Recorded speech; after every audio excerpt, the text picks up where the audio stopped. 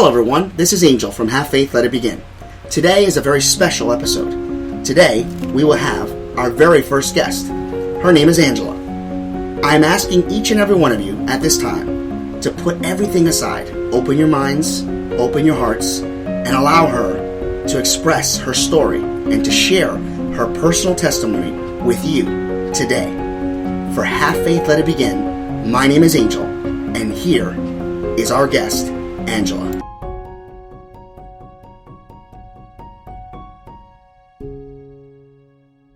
Hello everyone, and welcome to another episode of Have Faith, Let It Begin.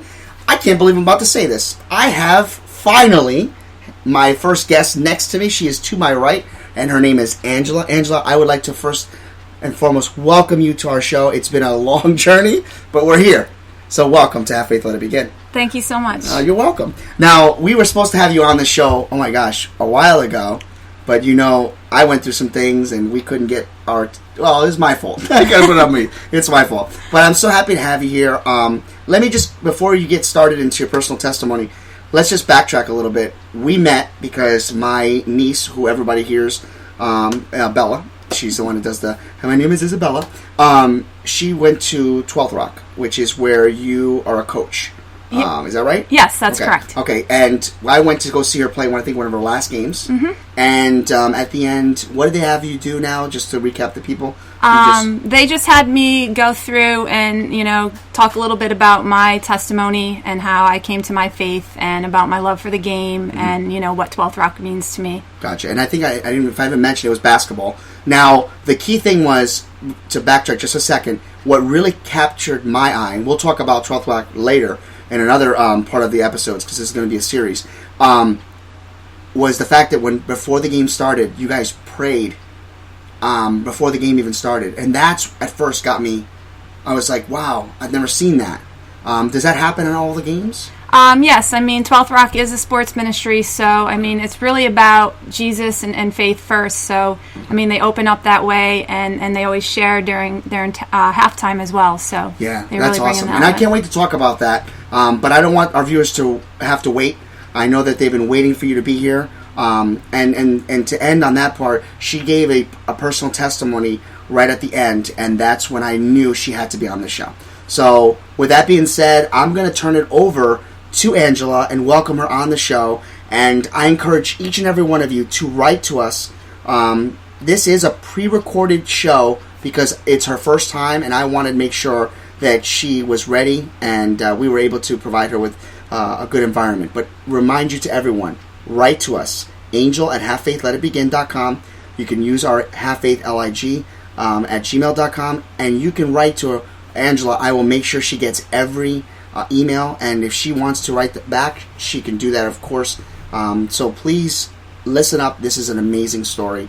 And with that being said, the floor is yours. Ladies and gentlemen, this is Angela. Again, I just want to thank you, Angel, for this opportunity to share on your podcast, and we can wait and see how it goes before you thank me for sharing. Okay. It was a few months ago when I first shared part of my testimony through a sports ministry called 12th Rock. I had never shared my testimony before, but Greg and Mark, the founders and leaders of 12th Rock, asked if I would share not only a brief testimony, but also share about my love for basketball and what 12th Rock means to me. Simply put, 12th Rock was an answered prayer. I had asked God to help me find a way to combine two of my greatest passions, my faith and sports. Then one Sunday morning, 12th Rock was mentioned at church. Fast forward 3 years, and I'm being asked to speak at the end of the season ceremony. I teach to numerous high school students every single day, but the idea of sharing my testimony to a small group of 9 to 12-year-olds and their families had me a little stressed. It's one of those things you can't really say no to, though, so you say yes, and then you pray you get sick the day you're supposed to speak. Actually, speaking of prayers, as I was thinking about what I was going to say and how I was going to say it, I remembered a prayer jar I started a few years ago. I would write down a prayer and a Bible verse to go along with it, and then place it in the jar. I remembered a specific prayer I had put in the jar. I had written down the verse from 1 Peter 3:15. But set Christ apart as Lord in your hearts, and always be ready to give answer to anyone who asks about the hope you possess. My prayer was, Lord, I pray that you not only prepare me to share my testimony, but also to share the good news of the gospel. for you to use me to help spread your word. Help to give me the strength, courage, and wisdom to speak up and speak out in a kind, loving, and effective manner. So here I was, 2 years after putting that prayer in the jar, wondering why I ever decided to put that prayer in the jar. I remember getting through it and being so thankful it was over, and then heading over to get my water. Then I see this man walking towards me. I'm thinking, I wonder what this guy wants. That's when Angel proceeds to introduce himself and tell me about his faith-based podcast, and wondered if I would be interested in sharing more of my testimony on his show sometime. I don't want to lie on a faith-based podcast, so the truth is, I thought, no way do I want to do that. I barely made it through this. But I also knew God was still answering that prayer and opening another door for me to walk through and share about the hope I possess and the good news of the gospel. I remember wanting to write down my testimony for years, but never getting around to it. I always felt like I wasn't where I wanted to be yet, in my life and in my relationship with God, and that my story wouldn't do justice to how amazing our God is until I was at a certain spot in my life and in a certain spot in that relationship. But maybe the worst place to be is that place you think you want to be. Because if we're already at that place we think we want to be, then what more will we strive for? How can we keep growing and improving in our lives and in our relationship with God if we think we are already at our best? Even though I have learned a lot, I have a lot to learn. There is always room to grow, and each day I have a choice in my attitude and effort I put into this life. I hope to choose wisely. Looking at my story, or anyone's for that matter, I see a past that is written, a present being written, and a future yet to be. I also see God in it all, for He is the one in control. Until this life is over and I enter into my eternal home, I hope to continue to grow my relationship with Him as my story unfolds. So this is part of my story, a work in progress, as am I. I was born in a small town in northern New York to two parents who decided to honor their commitment, defy all odds, and endure a marriage that has lasted 40 plus years. Try not to judge. At least they got one good thing out of it. Two, if you count my brother. If you ask them how it lasted, the answer is simple. God. My mother grew up going to church, and I remember her speaking of the impact of that on her as a child, whereas my father's background was a little different, having not grown up attending church on a regular basis.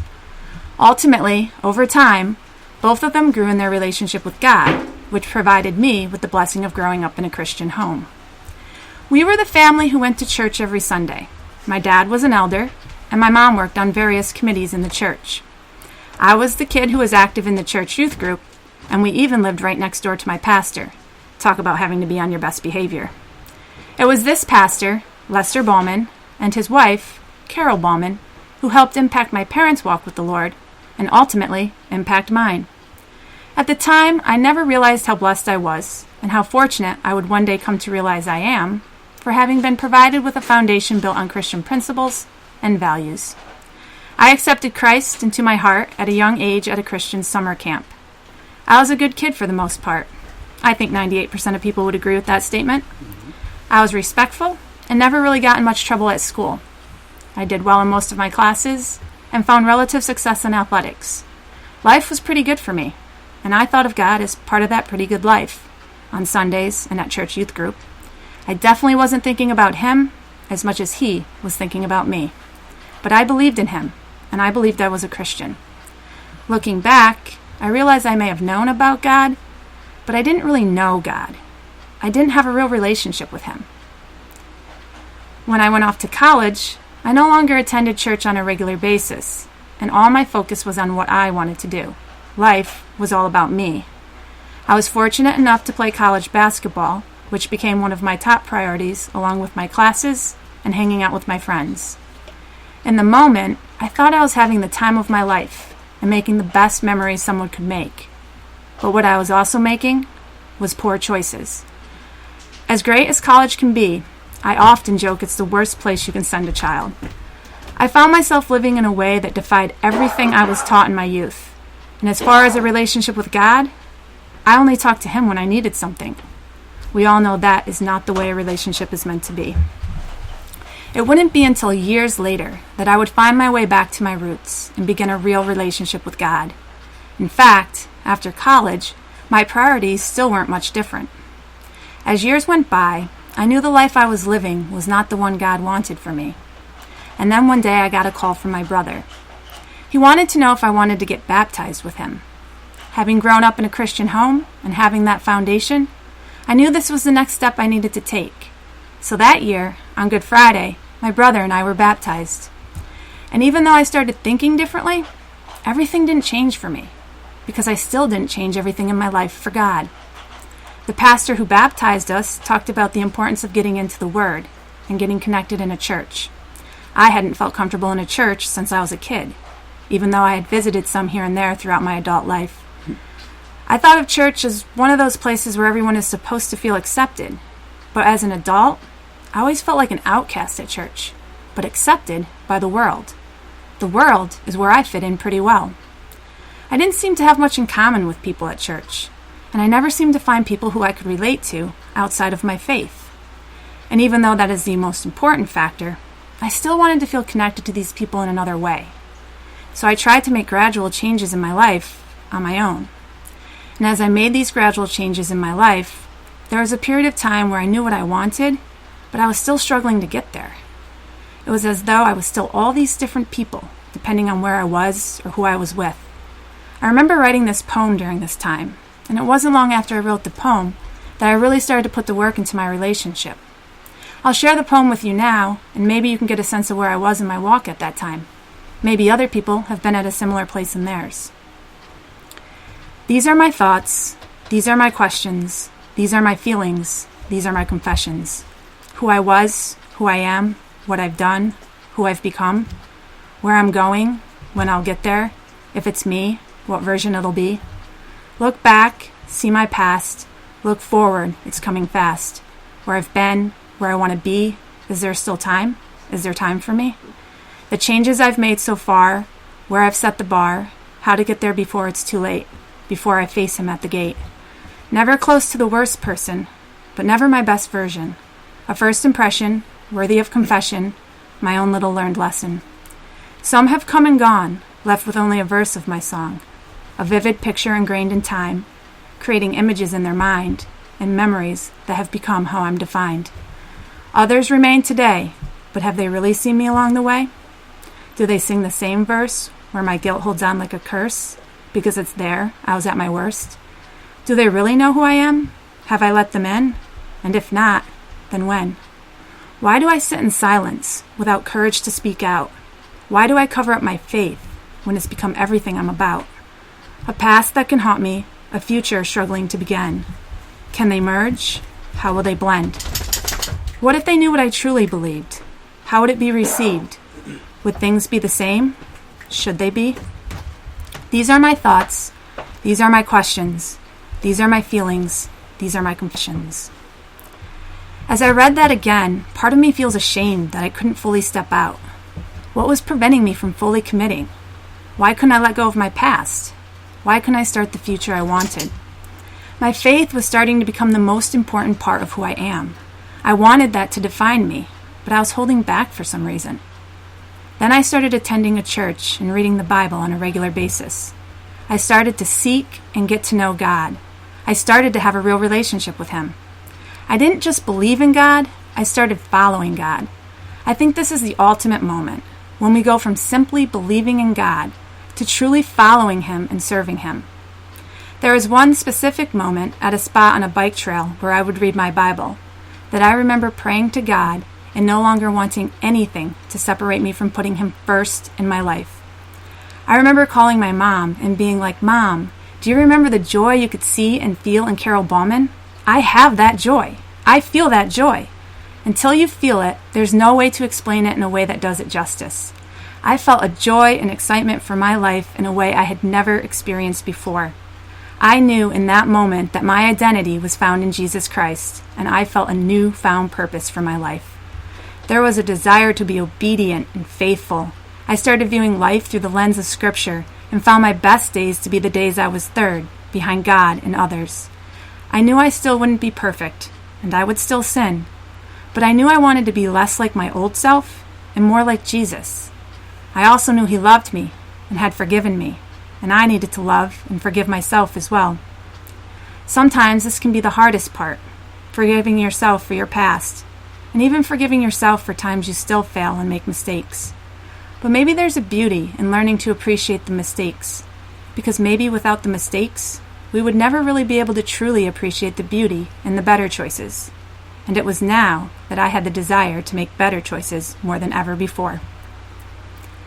It wasn't very long after that, however, in which I went through a difficult time in my life. And as we know, when we are faced with these challenges, we oftentimes want to ask, why me? For some reason, that question didn't enter my mind. Instead, my first thought was, why now? I had just surrendered and given everything to God. Life was supposed to be great now, but suddenly it wasn't. What was God trying to show me? Why was this happening now? The thing is, we're always going to have questions, and we're not always going to have the answers.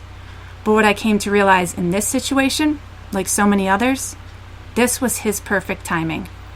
Not only am I not sure how I would have handled it earlier in my life, but because of the timing, it provided an opportunity to grow and mature in my new relationship with God.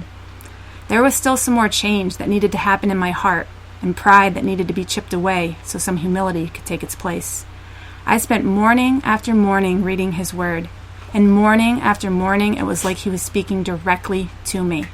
Every verse I read seemed to directly correlate to what I needed to hear that day, and the closeness I felt to Him carried me through the darkness until He brought miraculous light back into my life.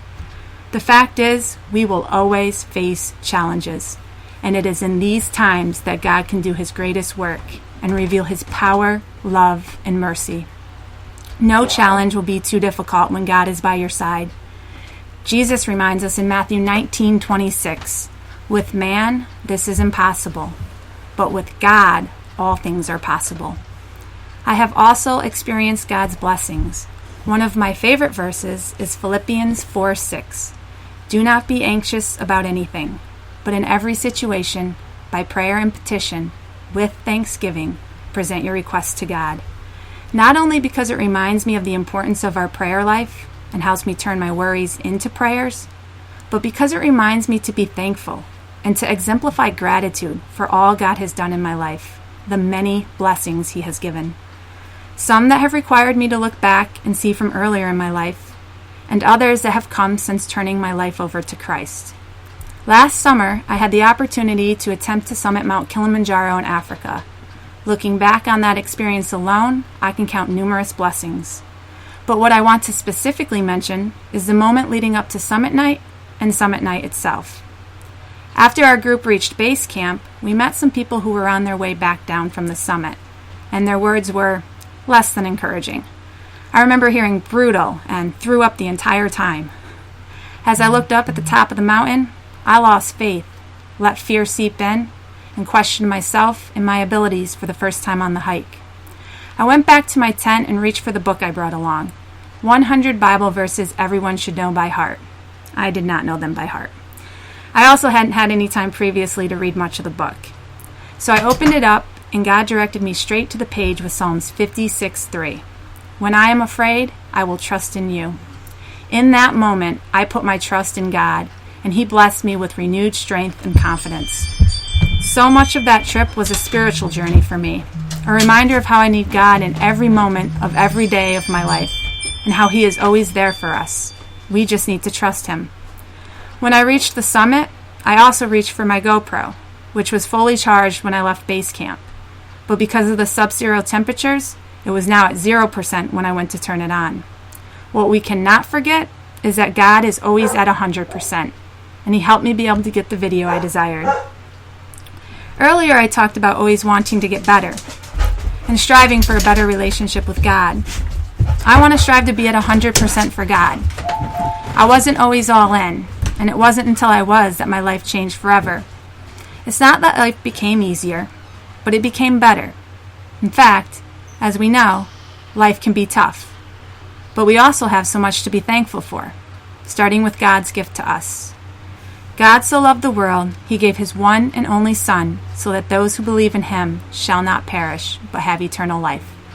This gift has provided me with peace, joy, and hope. It has made all the difference in this life. and I trust it will continue to make all the difference until this life is over and I enter into my eternal home. May all of our stories be a work in progress, continuing to lead us closer to God and a life filled with gratitude. I just want to express again how thankful I am for answered prayers and for having had this opportunity to share today. Thank you, and God bless. And on that note, we're going to end with, have faith, let it begin. We'll see you tomorrow for part 2. Thank you.